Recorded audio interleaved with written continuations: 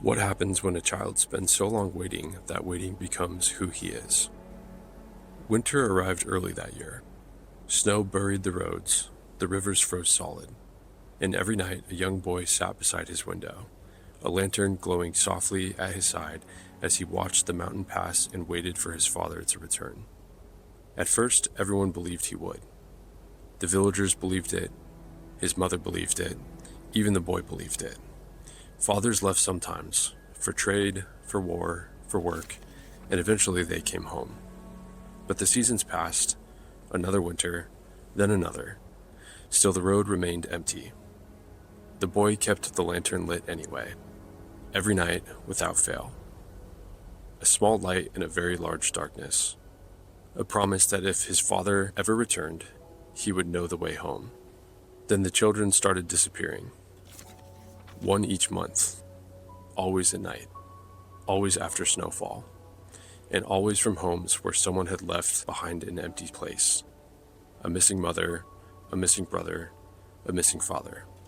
The elders whispered about an old spirit, a creature born from loneliness, something that hunted children who spent their lives waiting for someone who never came back. They called it the Hollow One. The first time the boy heard it, he thought he was dreaming. A voice drifted through the darkness outside his window. Soft, almost familiar. Maybe tomorrow. The boy sat upright, heart pounding. Then the voice came again, carried by the wind and snow. Maybe next winter. The lantern flickered. Maybe he forgot. The boy rushed outside, but there was nobody there.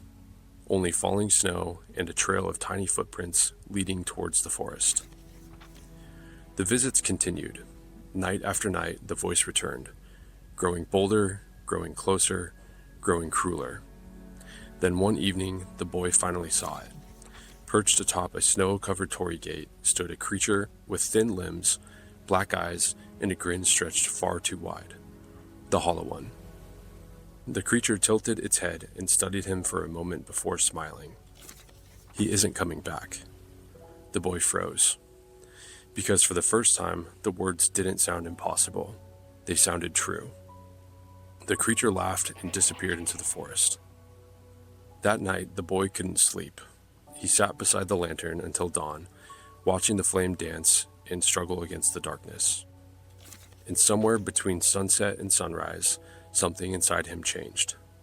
Not hope, not courage, anger.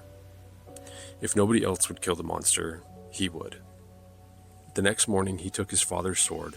It was far too large, far too heavy, but it was all he had.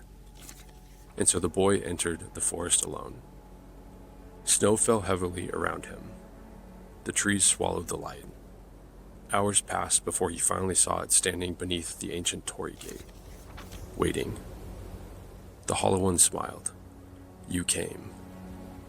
The boy drew the sword. The creature laughed. You still think he'll return. The boy charged. The Hollow One stepped aside effortlessly. He chose the road. The boy missed. He chose freedom. Another miss. He chose everything. The creature stepped closer. Except you. The boy crashed into the snow. The sword slipped from his grasp. Beside him, the lantern tumbled across the frozen ground. The Hollow One approached slowly, certain of its victory. Then its eyes drifted toward the lantern, still burning. The creature frowned. Why do you still carry it? The boy looked at the flame. The same flame he had protected for years. The same flame he had kept alive to guide someone home. And suddenly he understood. The lantern had never been the reason his father stayed away. The lantern had never been the reason he left. The lantern was just a lantern. The boy stood, he picked up the sword, and for the first time in years, he spoke the truth out loud. I'm tired of waiting. The Hollow One's smile disappeared, because that was the thing keeping it alive. Not loneliness, not grief, waiting. The creature lunged. The boy swung. One strike, then silence. The Hollow One collapsed into drifting ash and scattered to the wind. He was gone. When the boy returned to the village, everyone celebrated. The children were safe. The monster was dead. But that night, something else ended too. For years, the lantern had sat beside the window, pointed toward the road, waiting for someone to return. For the first time, the boy moved it.